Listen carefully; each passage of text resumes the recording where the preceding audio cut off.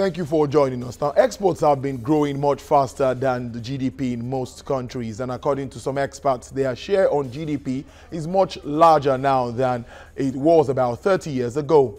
During a recession, a boost in exports can turn around the negative dynamics and put a country back to its growth path. But is Nigeria actually toeing its part as it commences yam exports to Europe? Well, we would get to know within the next 30 minutes on Business Nigeria. I am Tolulokwe Ogujobi. Welcome.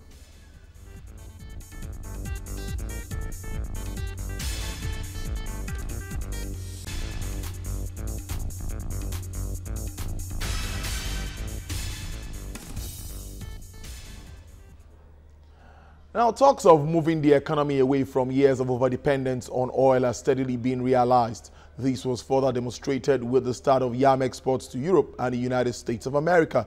At the flag-off ceremony in Lagos, Minister of Agriculture Audu Ogbe says this is a giant leap in Nigeria's quest to improve the country's revenue. We have details in this report.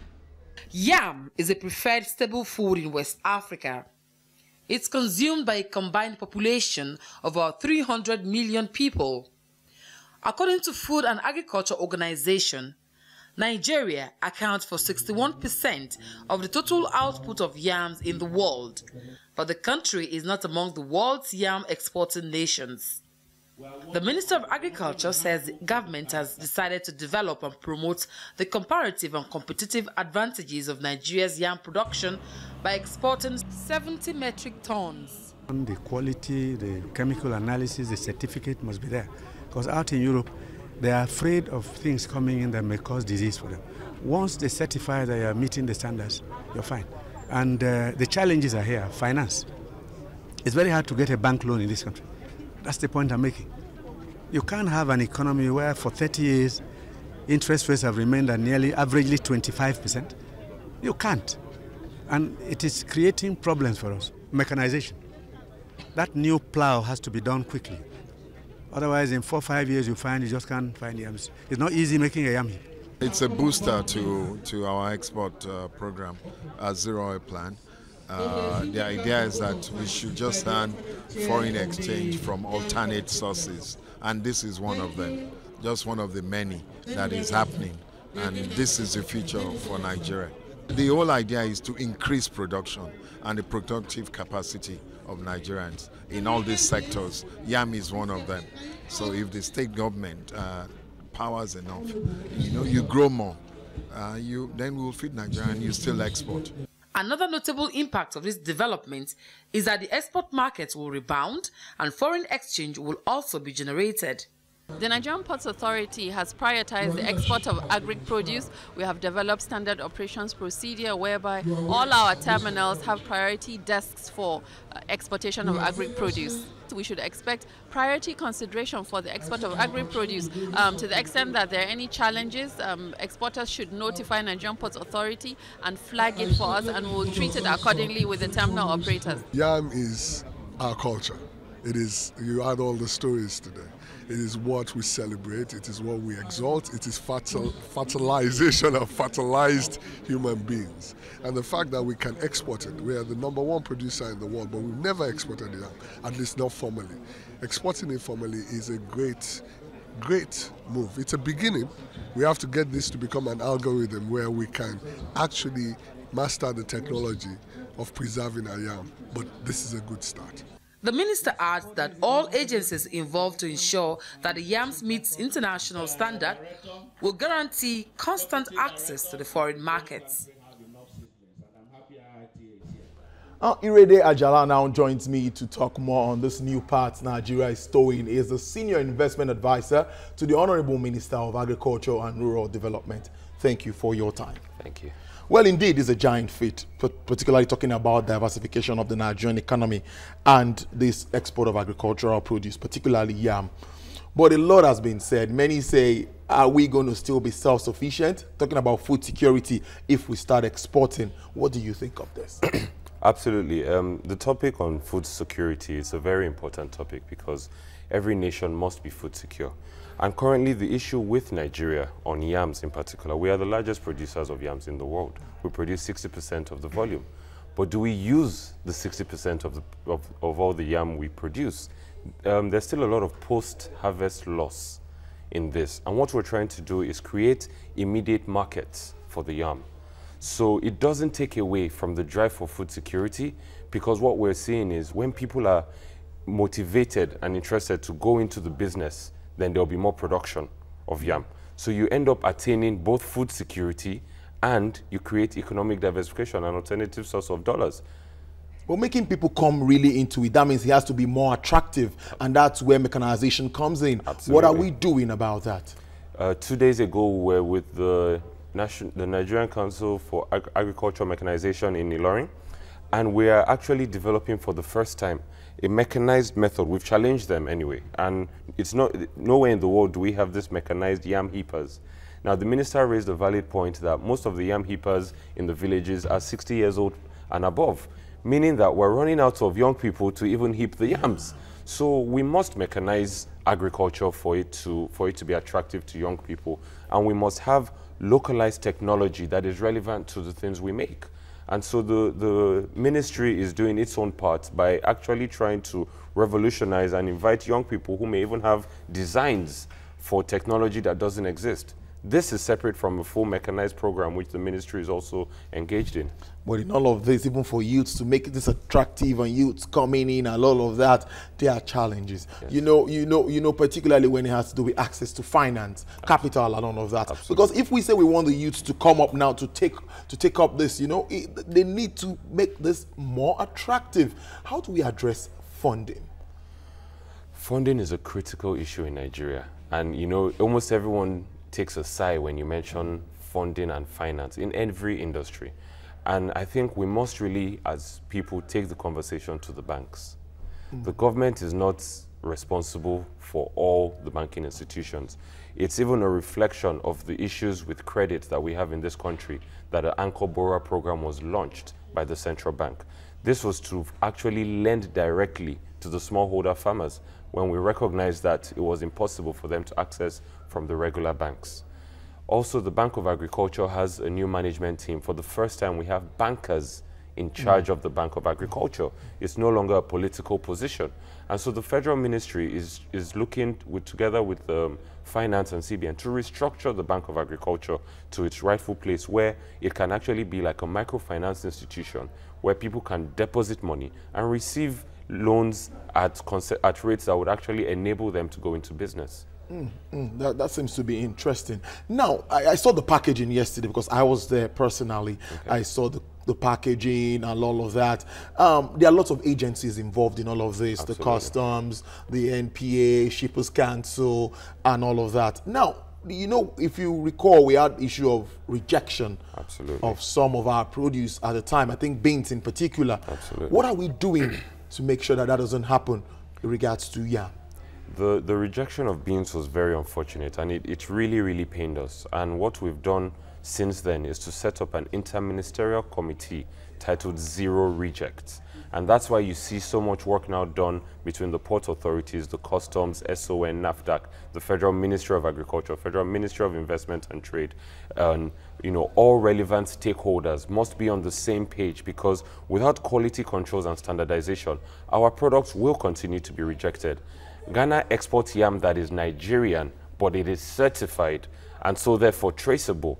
So we must begin to identify the opportunities that are in even certifying goods for export. It's a business opportunity. We must begin to, the minister announced yesterday that quarantine for this period will reduce its prices to encourage and incentivize people to go into the export. But we're still a long way off, but we must continue to encourage people. Now, talking about variety of yams, species, and all of that, the minister also touched on that yesterday. Yes. That we have a lot of them, and some can't even be exported. Yes. What is the ministry doing to maybe educate the farmers, enlighten them, so that they don't just think that, you talked about the Abakaliki yam in particular, that is about 20 kg, absolutely, and you cannot, you cannot carry that. So what are you doing to make these farmers know that this is what we need, this is what we should get, and all of that? Extension has traditionally also been neglected with the rest of the agriculture sector in Nigeria.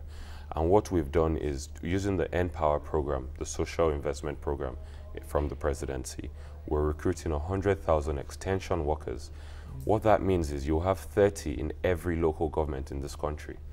responsible for spreading the right ways things should be done. We have a soil map that you can test the soil in your local government to know what proportion of fertilizers you should apply. And so we've already recruited the first 30,000 of these Empower workers. They are live. They are currently receiving stipends. And the idea is, of course, everybody needs to be re-educated on the new methods of farming. Well, let's take this break. We'll be back. We'll still talk more on this because I know Nigerians really want to know where we go from here. But anyway, let's take this break and we'll be back with more on exporting yam in Nigeria. Stay with us on the show.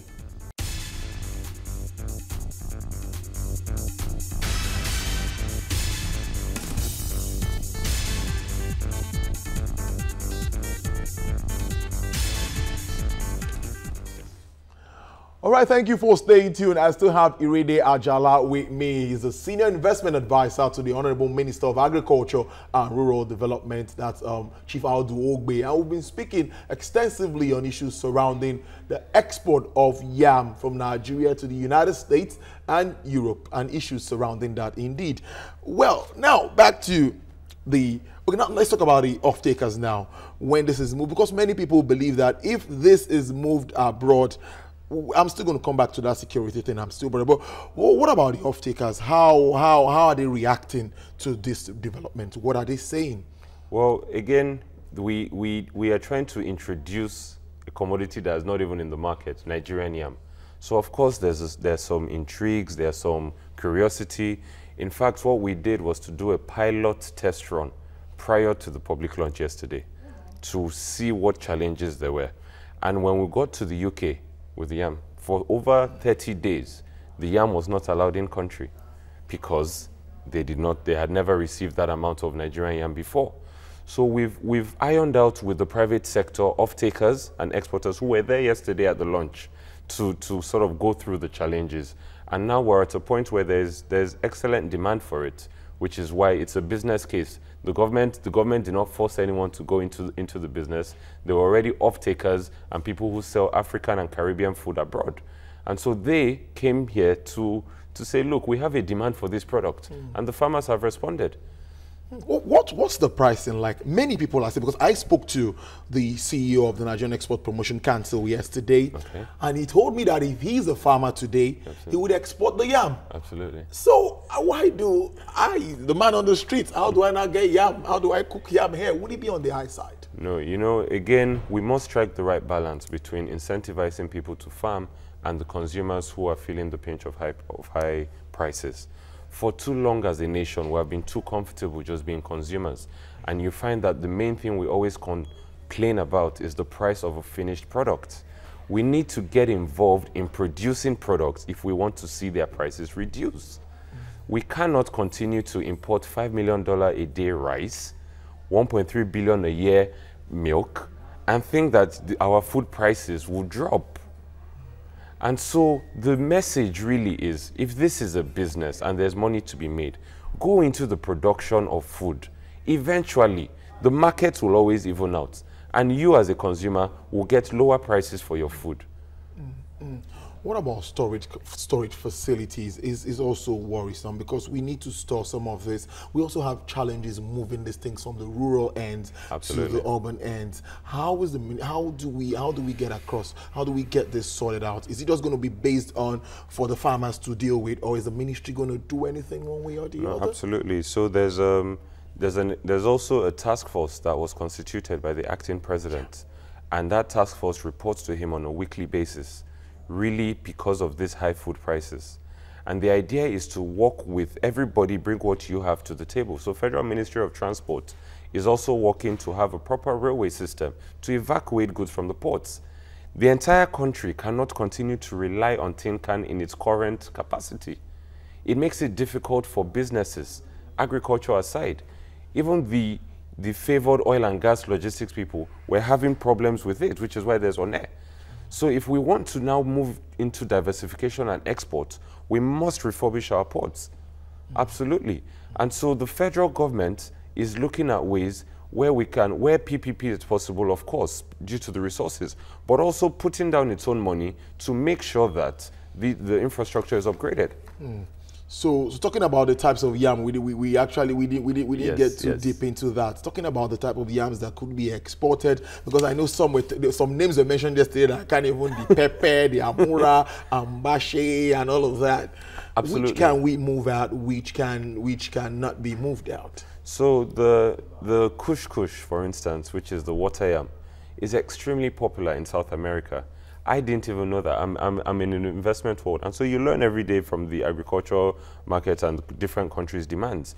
And so there's a criteria. If you go onto the ministry's website now, we're also trying to promote as much open source information as possible for people to go on. We're also doing radio programs with the NOA, the orientation agency, to sort of get into the minds of people what the market is like outside. Of course, the huge yams, because they spoil a bit quicker, they're not standardized. So there's no point being proud that you've produced a 12-kilo tuber of yam and it's rejected. So we're standardizing those things and getting people, again, with the right extension services, to be sort of expecting normal yields, uniform type of tubers that can be good for the export market. Now, as we round this up now, the aim too, definitely, of all of this is to get more foreign exchange. Absolutely. How do you see that working out? Absolutely. I think even yesterday, and what we love most is when the confirmation comes from the private sector. So when the terminal operator tells you that they've increased from 5% to 20% export volume at their terminal, the government then doesn't need to come out and even provide different numbers. We can write on the back of that to say export is growing. Export is growing. Agricultural GDP is increasing. So, numbers don't lie. Men and women can lie, but the numbers never do. Indeed, Irede Ajala, it's been really nice having you on set, because speaking on this yam issue, yam export from Nigeria and outside, well, let's see how it all plays out. The diversification agenda seems to be working. Thank you for joining us on Business Nigeria. Thank you for having me.